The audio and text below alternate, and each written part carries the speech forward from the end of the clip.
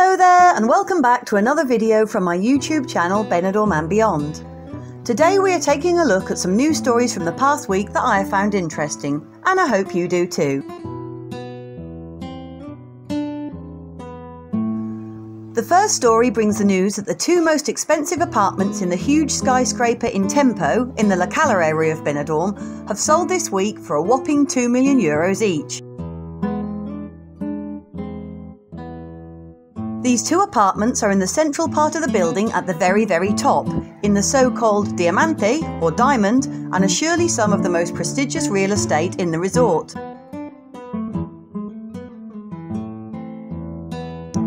The spectacular InTempo, which was completed earlier this year after 15 years and a catalogue of disasters, is Europe's tallest residential building and has already sold half of its 256 homes. Jorge Romagosa, product manager at Unio Residential, who have handled all of the internal fitting work as well as marketing the homes, explained that the buyers are so far of Spanish nationality and investors, with the aim of obtaining an economic benefit through the profitability of rental.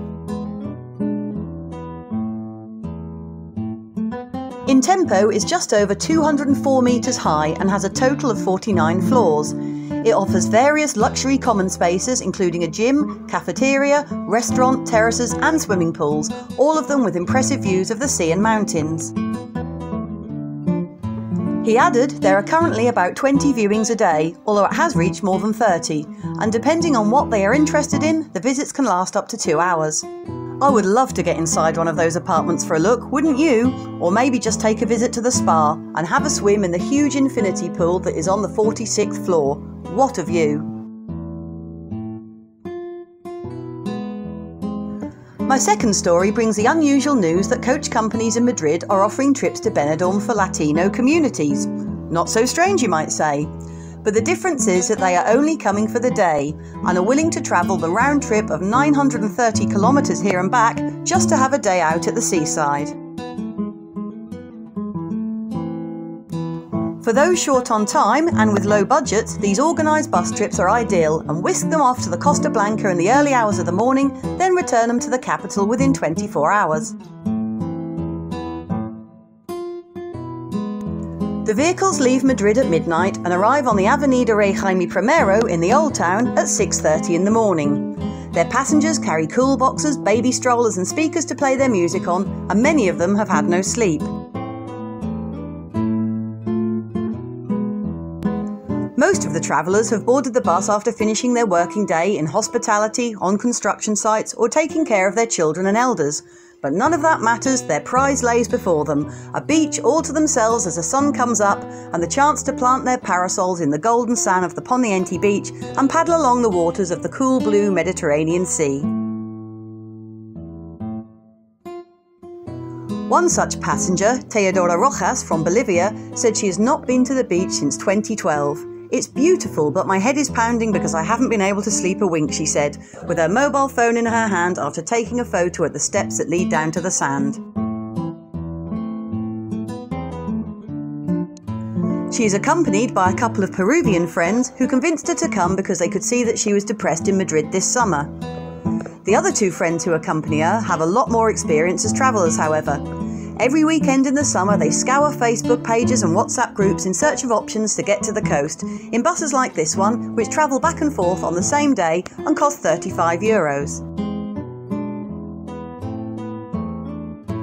With temperatures of 40 degrees plus in the Spanish capital of Madrid, the bus company has no problem selling the 50 seats on the bus, which is just as well as to turn a profit they need at least 40 passengers.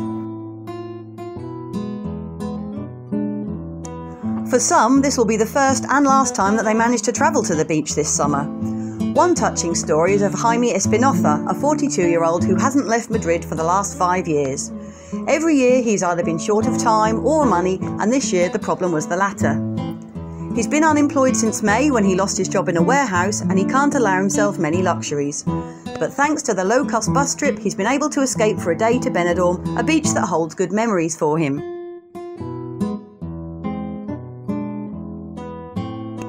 He used to work in the Benidorm area 21 years ago, laying tiles in the Terra Mítica theme park before it opened. At night, he would go out to the nightclubs on the seafront. He remembers the names and he points to where they are from the beach. We would finish work and we'd all go out together by car and with money in our pockets, he reminisces. These were the times of the construction boom in Spain, but things have changed and recent years have been tougher for him. I think this is a lovely feel-good story, and it's great to hear more and more positive news right now. Not only do these city dwellers get to experience a day out in our beautiful paradise of Benidorm, but equally it brings in some revenue to the resort as well. So it's a win-win situation. Fantastic.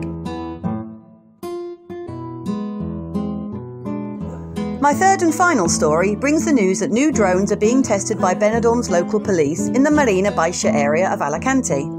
These brand new state-of-the-art drones use 5G technology, allowing them to reach record speeds.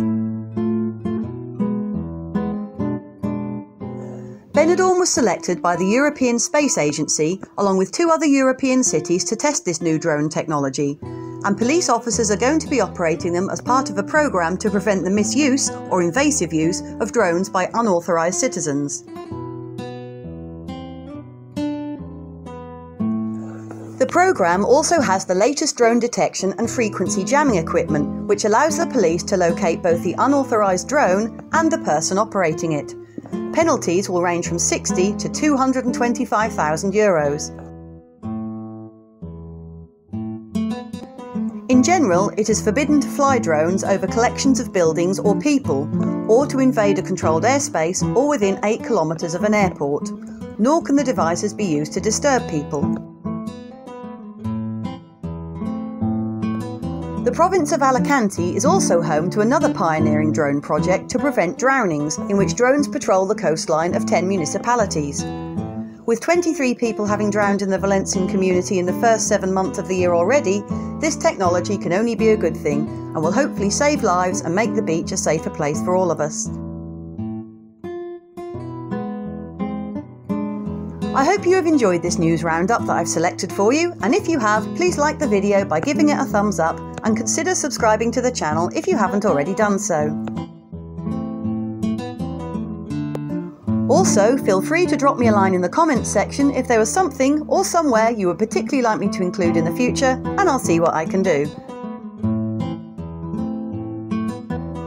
For those of you who have only just found my channel Benidorm and Beyond, I enjoy not only videoing the bustling resort of Benidorm, but also the beautiful local area, including the nearby villages and towns, which can mostly all be reached by local transport at very reasonable prices.